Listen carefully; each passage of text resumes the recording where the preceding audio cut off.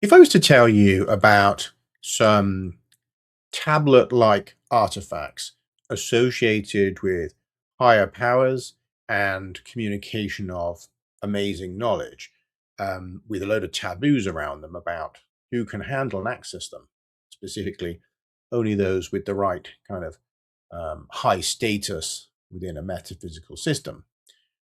I imagine that you would immediately think about the Ark of the Covenant and its contents of the tablets given to the Hebrews. But I'm not talking about those. I'm actually talking about some Aboriginal Australian artifacts called Churinga, but there are profound overlaps. The Churinga are basically described as, well, we can see these examples of them that look like small stone tablets, and these are accredited to sort of prehistoric visitation, beings called the Churinga beings that walked the landscape during the creation time when humans were created and some of the animals and parts of the landscape by powerful cosmic forces, kinds of entities. These Churinga are accredited with containing information. They are sort of message stones. They also are considered to have a sentience, an internal sentience to them. So they're in some sense living receptacles of information.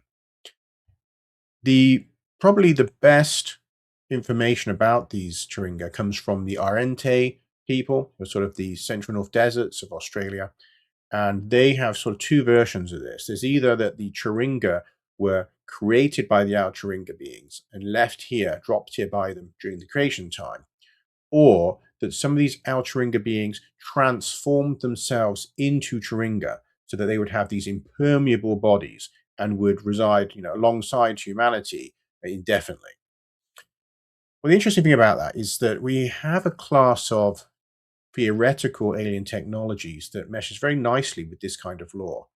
And these are the Bracewell Sentinel probes. Now, very briefly, Ronald Bracewell was a scientist back in the, well, they wrote a paper back in the 1960s, I think in 1960, that tackled the idea that advanced alien civilizations would form kind of networks in space and send out autonomous AI probes to monitor other worlds, investigate other civilizations, and potentially make contact. That these probes could sit on the surface of a planet acting as a sentinel. And there's an example of this in the film 2001: A Space Odyssey, where we see the black obelisk. Now, the black obelisk is a Bracewell Sentinel probe. So it's a sentient AI that interacts with the primitive hominins and essentially monitors their development. And we know there's a second one on the moon that when they reach that level, there is another interaction from this sentience. So this is exactly what we're talking about with sentinel probes. Now, the Churinga, in my opinion, function in the same way. We have these Churingas that are there right in the beginning when humans mysteriously go into an accelerated brain development phase. And then later on, there is this secondary contact. When I say later on, there was a case back in the early 90s, so I think 1994, with a group of people coming into contact with a Churinga in Australia. And this artifact allegedly began communication with them and transferred a large volume of data directly into their minds. We today we know we have this kind of voice to skull technologies. It's called. So this makes a lot of sense. So you think if you're an alien artifact and it's got to make contact with other species, well, it can't just talk in their language. So some kind of ability to interact directly with the minds of those beings makes the most sense, and that is exactly what we see in this case.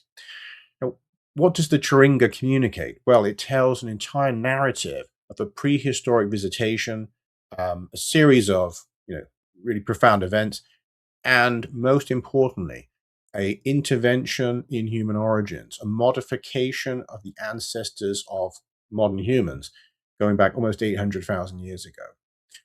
These Churinga are a very mysterious thing even within the Aboriginal culture because we are told by the elders that the original Churinga are lost to time. and that the Churinga they have today are copies.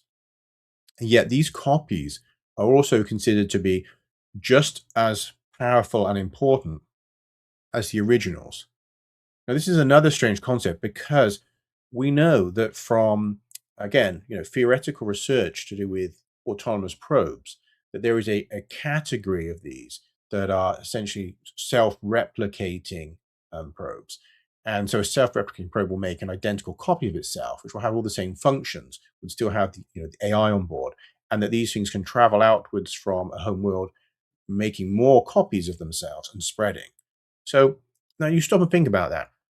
How does a apparently, Stone Age Aboriginal tribe come up with concepts that are identical to cutting edge thinking on alien technologies of Bracewell Sentinel probes and also these self replicating autonomous probes? And these are exactly the kind of terminology that we're getting in terms of their descriptions of Churingas.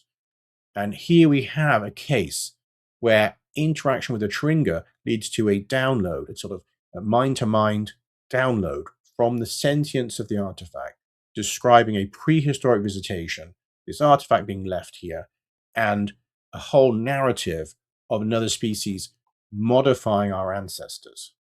I personally believe that this is the most important contact case ever discussed, ever claimed, because it supplies us with details that make sense in terms of what we would expect from a contact, but also a profound volume of data that includes very specific points that can be validated by additional objective scientific information, which is exactly what our team has done. We've taken the guidance of this data and gone out to see if we can validate the claims. And we have found potential validation for multiple aspects to the claims made by this Churinga sentience. So I don't want to sort of go too much into detail just in one video, but I'm going to have to discuss this elsewhere and we'll add some further discussions to this. But I want to give a bit more understanding for people that aren't familiar with this Churinga that I mentioned sometimes. So they may well be additional Churinga that will come to light, I think, in the coming months or years. But we know that there's at least one that has encountered people and transferred information that is valid data that can be objectively critiqued and confirmed. So hopefully you'll find that interesting, and I will soon add additional, narratives on this and explain in some more detail what exactly has turned up. Thank you for listening.